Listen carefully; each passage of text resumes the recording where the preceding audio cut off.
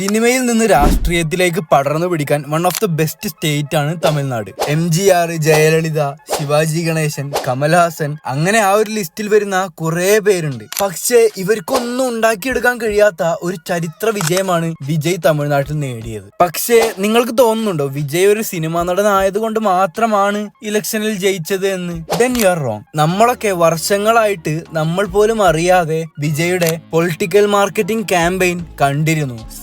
വർഷങ്ങളോളമായിട്ട് നമ്മൾ പോലും അറിയാതെ 50 വർഷത്തോളമായിട്ട് തമിഴ്നാട് ഭരിച്ചിരുന്നത് പ്രധാനമായും 2 പാർട്ടികളായിരുന്നു, DMKയും AIADMKയും. പക്ഷേ അവിടേക്കാണ് വെറും 2 വർഷങ്ങൾക്ക് മുമ്പ് രൂപീകരിച്ച പാർട്ടിയുമായി വിജയ് വരുന്നത്, TVK, തമിഴക വെട്രി ഘടകം. TVK രൂപീകരിക്കുന്നത് 2024-ലാണ്. അതിനുശേഷം വെറും 2 വർഷം കൊണ്ട് ഇത്രയും വലിയ ഭൂരിപക്ഷത്തിൽ ജയിച്ചത്, അതും ഇലക്ഷന് മുമ്പ് വരെ ഒരുപാട് ഹെയ്റ്റും വിവാദവും വിജയ്ക്കെതിരെ വന്നിട്ടും കരൂരിൽ നടന്ന TVK റാലിയിൽ ഉണ്ടായ ജനത്തിരക്കിൽപ്പെട്ട് 40 പേർ മരിച്ച സംഭവവും അത് വെച്ച് വിജയുടെ നേതൃത്വത്തെയും പാർട്ടിയുടെ സംഘടനാ മികവിനെയും ആളുകൾ ചോദ്യം ചെയ്തിരുന്നു. അതുപോലെ തന്നെ തിരഞ്ഞെടുപ്പിന് തൊട്ടു മുമ്പായിരുന്നു ഭാര്യയുമായിട്ടുള്ള കുടുംബ പ്രശ്നങ്ങൾ മുഴുവനും വാർത്തയാവുന്നത്. അതുപോലെ സിനിമയിൽ ഹീറോയിസം കാണിക്കുന്ന വിജയ് ആരാധകനൊരു പൂവ് എറിഞ്ഞപ്പോൾ അത് കണ്ട് ഭയന്നോടിയതും കൂടിയായപ്പോൾ ഇതെല്ലാം ആളുടെ സ്റ്റാർഡത്തെ പോലും അഫക്ട് ചെയ്യാൻ തുടങ്ങിയിരുന്നു. എന്നിട്ടും എങ്ങനെയാണ് ഒരു പുതിയ പാർട്ടിയും ഒരു പുതിയ രാഷ്ട്രീയക്കാരനും പതിറ്റാണ്ടുകളുടെ പാരമ്പര്യമുള്ള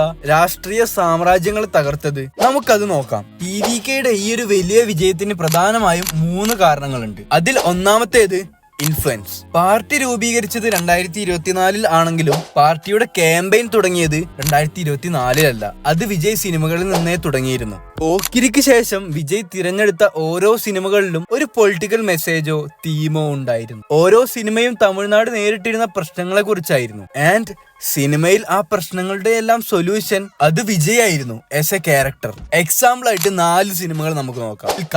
കത്തി ഫോക്കസ് ചെയ്തത് കർഷകരുടെ പ്രതിസന്ധികളെ കുറിച്ചായിരുന്നു. അതുപോലെ തന്നെ തമിഴ്നാട്ടിൽ കുറേയേറെ പ്രശ്നങ്ങൾ നടന്നിരുന്ന വാട്ടർ തെഫ്റ്റ്, സോഫ്റ്റ് ഡ്രിങ്ക്സിന്റെ ഒക്കെ കമ്പനീസ് സാധാരണക്കാർക്ക് അർഹതപ്പെട്ട പുഴവെള്ളം എക്സ്ട്രാക്ട് ചെയ്തിരുന്നത്, അതിനെ കുറിച്ചൊക്കെ ആയിരുന്നു കത്തിയിലെ കഥ. അങ്ങനെയുള്ള സാധാരണക്കാർക്കും കർഷകർക്കും വേണ്ടി വിജയ് സിനിമയിൽ ഒരു സ്പീച്ച് നടത്തുന്നുണ്ട്. ഇന്ത്യയിൽ പോഷകക്കുറവ് നിമിത്തം ഒരു ദിവസം 5000 കുട്ടികളാണ് സർ മരിക്കുന്നത്. ഒരു ദിവസം. സമ്പന്നൻ ഉപയോഗിക്കുന്ന ഒരു കോണ്ടത്തിൽ സ്ട്രോബെറി ഫ്ലേവർ വേണമെങ്കിൽ ഒരു സാധാരണക്കാരന്റെ കുട്ടിക്ക് ജീവിതത്തിൽ എങ്ങനെയാണോ സ്ട്രോബെറി കഴിക്കാൻ കിട്ടുന്നത്? സാധാരണ വെള്ളമല്ലേ, അതിന് ഇത്ര പണം കിട്ടുമോ? എടോ, സാധാരണ വെള്ളം അത്ര. അതേപോലെ 2017 മെർസൽ, ആ സിനിമ ചർച്ച ചെയ്തത് പ്രൈവറ്റ് ഹോസ്പിറ്റൽസ് സാധാരണക്കാരെ ചൂഷണം ചെയ്യുന്നതിനെ കുറിച്ചായിരുന്നു. വെറുതെ 15% 10% പറഞ്ഞോണ്ടിരിക്കുക. യൂണിയൻ മെഡിസിറ്റിൽ 25% ഡീലാക്കി.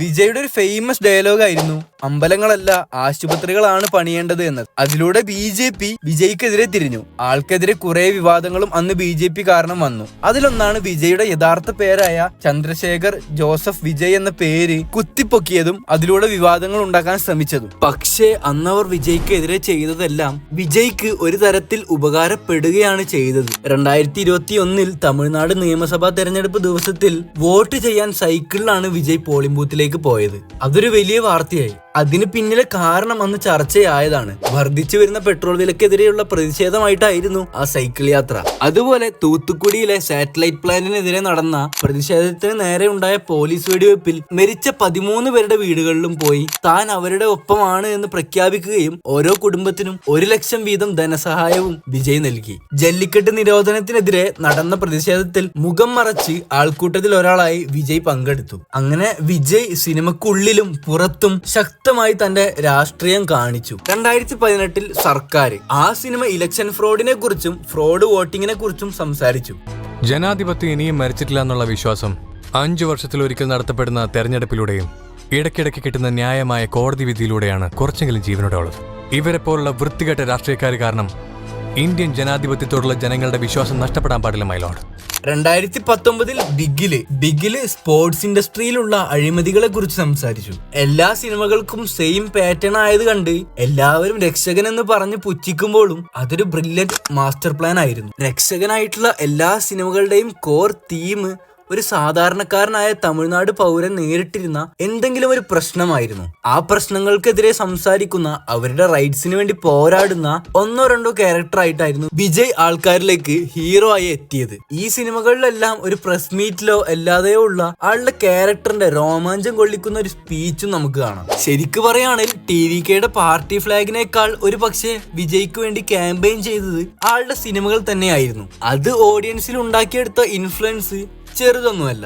ആ ഒരു ഇൻഫ്ലുവൻസിന്റെ റിസൾട്ടാണ് ആളുടെ ഫാൻ ബേസ്. അതെത്ര വലുതാണെന്ന് എല്ലാവർക്കും അറിയാലോ. ഒപ്പം തമിഴൻകൊടി പറക്കുത് തലൈവൻ യുഗം പിറക്കുത് എന്ന ഔദ്യോഗിക ഗാനം വിജയുടെ TVKയുടെ സ്വന്തമായി. ഇങ്ങനെ ജനങ്ങൾക്കുള്ളിൽ ഒരു വലിയ ഇൻഫ്ലുവൻസ് ഉണ്ടാക്കിയെടുക്കാനുള്ള ഒരു മാസ്റ്റർ പ്ലാൻ തന്നെ വിജയ് നടത്തിയിരുന്നു. Reason number 2, timing office exit.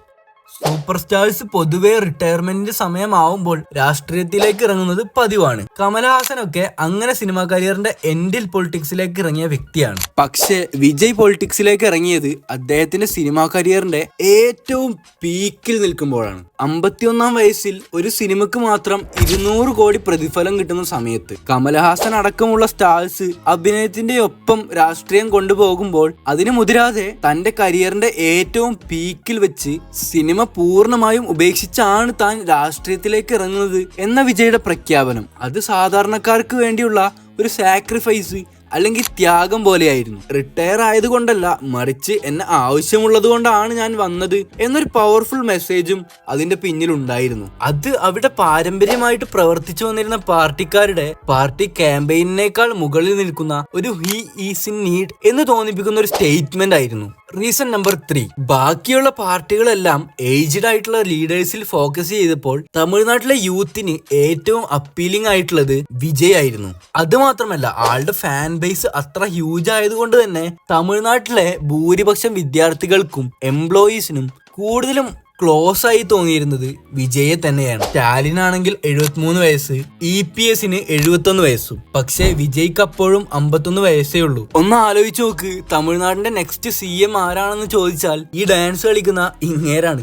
ഈ കാരണങ്ങൾ കൊണ്ടെല്ലാം വോട്ടിനായി അഭ്യർത്ഥിക്കാൻ തുടങ്ങിയപ്പോഴേ ജനങ്ങൾക്ക് അറിയാമായിരുന്നു ആളുടെ പൊളിറ്റിക്കൽ റോള് എന്തായിരിക്കുമെന്ന്. അനീതിക്കെതിരെ പ്രവർത്തിക്കുന്ന ഒരു നായകനായിട്ട് ഓൾറെഡി വിജയ് ജനങ്ങളിലേക്ക് അയാളെ എസ്റ്റാബ്ലിഷ് ചെയ്ത് കഴിഞ്ഞിരുന്നു. പാർട്ടി രൂപീകരിക്കുന്നതിന് മുന്നേ തന്നെ ജനങ്ങൾക്കെല്ലാം തന്റെ നിലപാട് എന്താണ് എന്ന് വിജയ് സിനിമകളിലൂടെയും പ്രവർത്തികളിലൂടെയും മുന്നേ പറഞ്ഞു വെച്ചിട്ടുണ്ടായിരുന്നു. അത്രയും വിവാദങ്ങൾ ഉണ്ടായിട്ടും TVK ഇത്രയും വലിയ വിജയം കൈവരിച്ചതിൽ ഈ കാരണങ്ങൾക്കെല്ലാം വലിയ പങ്കുണ്ട്.